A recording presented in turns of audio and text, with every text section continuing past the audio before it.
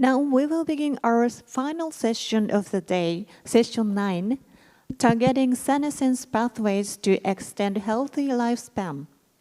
I'd like to introduce our session chair, Dr. NAKANISHI Makoto from the University of Tokyo, who will be guiding us through this session. Our speaker for this session is Dr. Scott Lowe from Sloan Lettering Institute. Now, Dr. Nakanishi, over to you. Okay, thank you, kind introduction. So my name is Makoto Nakanishi from the University of Tokyo. I think you feel a little bit tired, but let me start final session. So first of all, I'd like to thank all the organizing members of AMED for giving us a great opportunity to talk here. So today, me and Professor Scott Lowe from the Melbourne Sloan Lettering Cancer Center will talk about targeting senescence pathways to extend healthy lifespan. I believe the previous speakers also mentioned that most important aspect of the aging research is that aging is a major risk factor for many human diseases. So there are many age-related disorders such as frailty, osteoporosis, diabetes, dementia, renal failure, as well as cancer. Importantly, most patients who visit hospital today suffer from these diseases.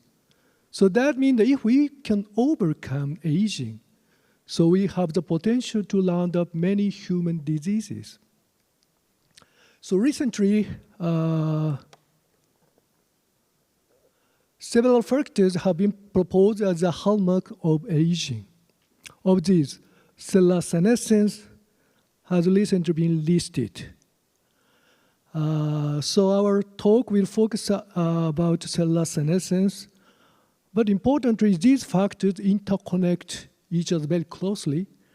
For example, genetic instability, epigenetic alteration, tumor attrition, loss of protective stasis, all these factors can induce a cellular senescence. So recently, tissue chronic microinflammation has been proposed as a major cause of aging. So accumulation of inflammation-inducing cells such as senescent cells.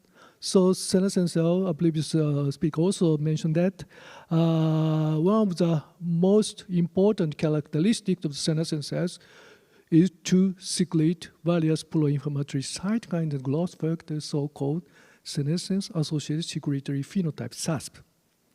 So accumulation of inflammation-inducing cells causes the excess tissue chronic microinflammation. So this microinflammation declined various organ and tissue function, promoting the aging process and enhances the onset of the various age-associated disorders. So inflammation-inducing cells are composed of both immune cells and normal immune cells. Immune cells such as macrophages and T cells are necessary for the normal immune responses. Therefore, it is very difficult to target these cells.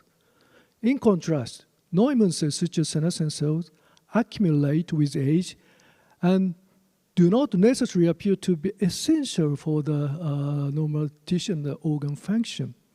Therefore, elimination or reprogramming of the senescent cell might suppress tissue chronic microinflammation, improving the various age-dependent organ dysfunction. So several modalities have been proposed for the selective elimination of the senescent cell, namely the xenolysis. For example, small molecule drugs, immune checkpoint inhibitors, senescent vaccine, and CAR-T technologies. So today I will introduce you to the briefly about small molecule drugs and immune checkpoint inhibitors. And Professor Lowe will introduce you to the CAR-T technology. So I'd like to talk about the xenolysis by GLS1 inhibitor. So to develop the effective xenolytic drugs, we first try to identify the genes essential for the senescent survival. So using computer-pure senescent cells and lentiviral-packed shRNA library, we identified several genes that are essential for the senescent survival. of these, we are interested in the GLS1 because the expression of the GLS1 was very high in the senescent cells and very low in the young cells. So GLS1 is a rate-limiting enzyme of the glutaminolysis, a glutamine metabolic pathway. And glutamine is the most abundant circulating amino acid, and glutamate is also a relatively abundant amino acid. So GLS1 catalyzes conversion of glutamine to the glutamate. As you know, the glutamate is a source of many important biomaterials such as alpha-ketoglutarate, an intermediate substrate of the TCA cycle, and other non-essential amino acid, purine, pyrimidine, and glutathione, a major antioxidant in the cells. GLS1 also produces ammonia, but at this time, we didn't know the physical role of this ammonia. But eventually we found this ammonia is very important for the survival of senescent cells. So senescent cells shows excess neuroprotein synthesis. So even under the normal condition, around 10% of the newly synthesized protein formed misfolding. So that means that excess protein synthesis in the senescent cells produce much higher level of misfolded protein. That misfolded protein accumulate in the lysosome, and accumulated misfolded protein form the protein aggregates. So macromolecules such as the protein aggregates in lysosome cause the lysosome membrane damage, leaking the intracellular lysosomal proton ion to the cytosol, leading to the intracellular acidosis. So usually intracellular acidosis induces apoptosis to cells, but senescent cell produce a high level of ammonia that can neutralize intracellular acidosis. Then senescent cell can survive. So we don't see such a protein aggregates in lysosome in the young cell. So young cells don't require the ammonia.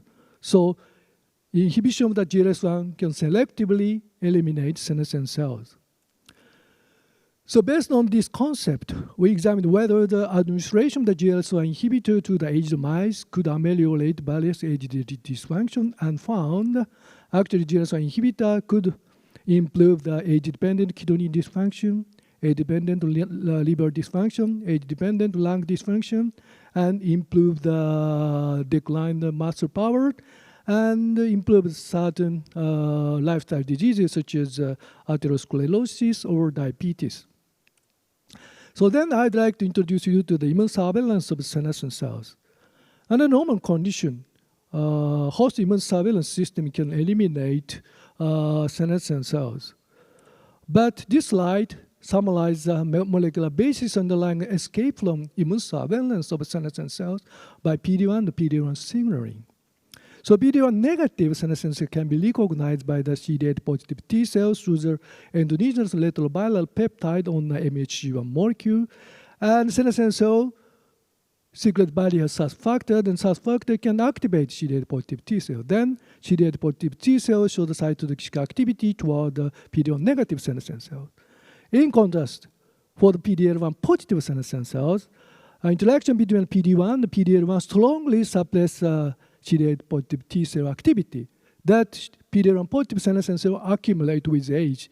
And I didn't mention in detail, but PD-L1 positive senescent cells show much higher inflammatory phenotype than the PD-1 negative senescent cell. So that means the accumulation of the PD-L1 positive senescent cell causes more severe tissue chronic microinflammation.